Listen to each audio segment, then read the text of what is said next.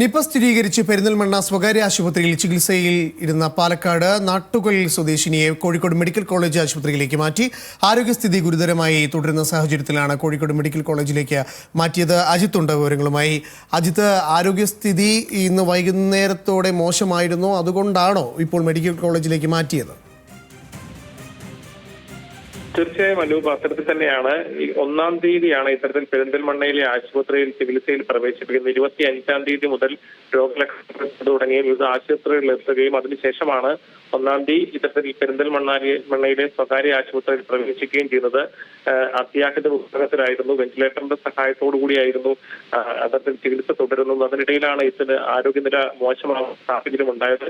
ഇതോടുകൂടിയാണ് ഇത്തരത്തിൽ കോഴിക്കോട് മെഡിക്കൽ കോളേജിലേക്ക് മാറ്റാനുള്ള തീരുമാനമായത്. അതിന്റെ അടിസ്ഥാനത്തിൽ വെന്റിലേറ്റർ സൗകര്യത്തോടു കൂടി തന്നെയുള്ള ആംബുലൻസിലാണ് കോഴിക്കോടേക്ക് കൊണ്ടുപോയിരിക്കുന്നത്. നിലവിൽ ഈ ആരോഗ്യനിലയുമായി ബന്ധപ്പെട്ട കാര്യങ്ങളൊക്കെ തന്നെയും ഡോക്ടർമാരുടെ വിദഗ്ധ സംഘം പരിശോധിക്കുന്നുണ്ട്.